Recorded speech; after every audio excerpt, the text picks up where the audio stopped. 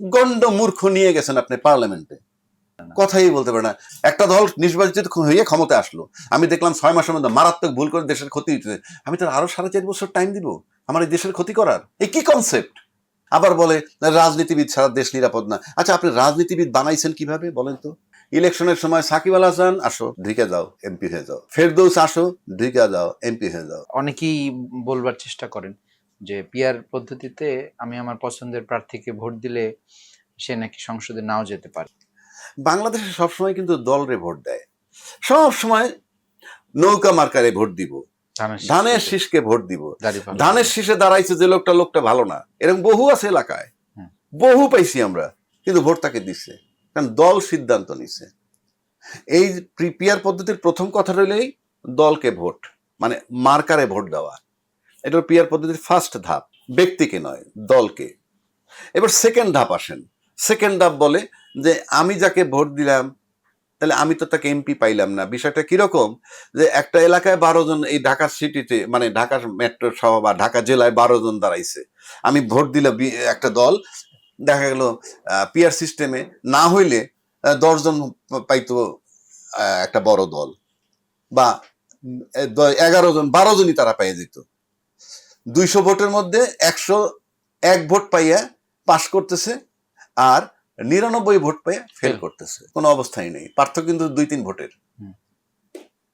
PR system হইল এটা যে এই এলাকায় 12টা 100 সিট, মানে 100 সিট আছে টোটাল পার্লামেন্টে, ভোট আছে 100, সব দল পার্টিসিপেট করছে। এখন যারা 60টা ভোট পাইছে তাদের 60টা সিট, যারা 30টা ভোট পাইছে যে দল 30টা সিট, যারা 20টা, সহজে বুঝানোর জন্য। এখন কেউ কেউ বলেন যে এরা তাহলে পার্লামেন্টে গেল, আমার সুবিধা অসুবিধার কথা জানবে কিভাবে সে? না, এটা তার কাজ নয়, মেম্বার অফ পার্লামেন্টের কাজ এটা নয়। আপনি আইন প্রণয়ন করার জন্য দিবেন, আপনি দলকে ভোট দেন, সেটা আপনি জেলাওয়ারি যাইতে পারেন, বিভাগওয়ারি যাইতে পারেন, পুরা দেশওয়ারি যেতে পারেন, কিভাবে যাবেন সেটা সিলেকশনের ব্যাপার। আপনার কাজ আইন প্রণয়ন করার জন্য আপনার প্রতিনিধি পাঠাবেন। প্রতিনিধির সাথে আপনার পরিচয়ের দরকার নাই, যে প্রতিনিধির সাথে আপনার মানে পরিচয় দরকার সেটা উপজেলা চেয়ারম্যান, ইউনিয়ন চেয়ারম্যান, স্থানীয় সরকারে যারা থাকবে তারা, এরা নয়। এরা অনেক টপের, এই জন্য তো মূর্খ লোকগুলাও পার্লামেন্টে যায়।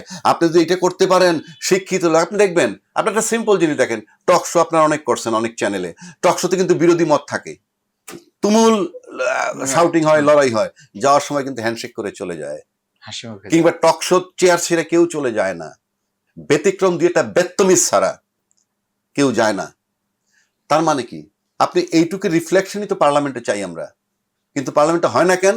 গণ্ড মূর্খ নিয়ে গেছেন আপনি পার্লামেন্টে, কথাই বলতে পারে না। আবার বলে রাজনীতিবিদ ছাড়া দেশ নিরাপদ না। আচ্ছা, আপনি রাজনীতিবিদ বানাইছেন কিভাবে বলেন তো?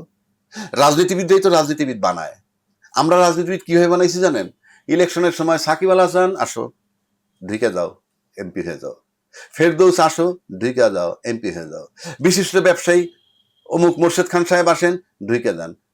মানে রাজনৈতিক লোকেরা যা বলবে যেভাবে, সেটাই রাজনীতি। এই লোকগুলো রাজনীতিবিদ কিভাবে হইলো আমাকে বুঝান আপনি। কখনো তো রাজনীতি করেননি, রাজনীতি হইলো কিভাবে? মানে আমি রাজনৈতিক দল হিসাবে, রাজনৈতিক দলের চিফ হিসাবে যা করব এটাই রাজনীতি। আমাকে একজন এখন দলে নিয়ে মন্ত্রী বানিয়ে দেয়, আমি রাজনীতিবিদ। আর রাজনীতিবিদদের লক্ষ্য যদি থাকে ক্ষমতায় যাওয়া, তাহলে যখন যে ক্ষমতায় গেছে সেই তো রাজনীতিবিদ। জিয়া রহমান রাজনীতিবিদ, এরশাদ সাহেব রাজনীতিবিদ, ফখরুদ্দিন রাজনীতিবিদ, আমাদের হিরো আলম তো এমপি হয় না তবু রাজনীতিবিদ। তার আমি রাজনীতিবিদ আপনি হন, কিন্তু সংজ্ঞাটা কি?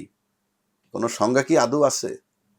আমি বলি উন্নত বিশ্বের দিকে যদি তাকান, আমি আপনাকে বলি উন্নত বিশ্ব যেটা বলে, মিন করে, সেটা বিশ্বাস করে। যেমন ব্যক্তির চেয়ে পরিবার বড়, পরিবারের চেয়ে দল বড়, দলের চেয়ে দেশ বড়। আমাদের এখান থেকে এই কথাটা আছে, আমরা মুখে এইটে বলি, অ্যাকশনে কিন্তু দেশের চেয়ে দল বড়, দলের চেয়ে পরিবার বড়, পরিবারের চেয়ে ব্যক্তি বড়, জাস্ট উল্টোটা। নাইলে এই কেউ কেউ বলেন, আমি টকশোতে গেছি, যদি কেউ খারাপ করে 5 বছর পরে তাকে তো ভোট দিয়ে আউট করে দেবে। For what? আমার নাই তো বিরোধী দল। আওয়ামী লীগের সময় 16 বছর ছিল না, এখন নির্বাচনে থাকবে না, আমি 5 বছর ট্রায়াল দিতে হবে কেন? তুমি 6 মাসের মধ্যে যদি খারাপ করো, দেশটা কি আরো 4.5 বছর?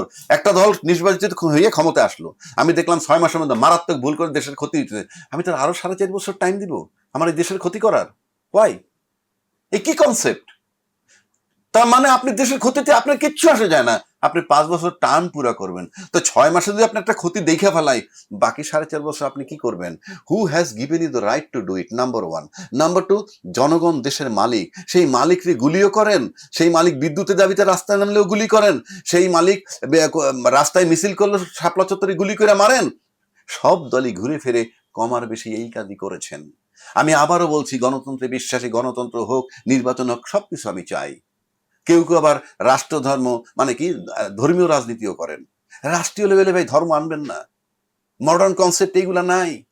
আপনি এই দেশে হিন্দু, বৌদ্ধ, খ্রিস্টান সব সকল থাকে, আপনি আমার জন্য শরিয়া আইন আনবেন, তো কি আমি একই দেশে ওর জন্য শরিয়া আইনের বাইরে থাকবে কেন? সে আইন করতে হবে সার্বজনীন, আইন হচ্ছে দেশের জনগণের জন্য। সকলের জন্য। জি, ধর্ম যার যার, রাষ্ট্র সবার। Religion is for individual, state is for all. সুতরাং যারা ধর্মীয় রাজনীতির কথা বলে, সেটা আমি তো একেবারেই সমর্থন করি না।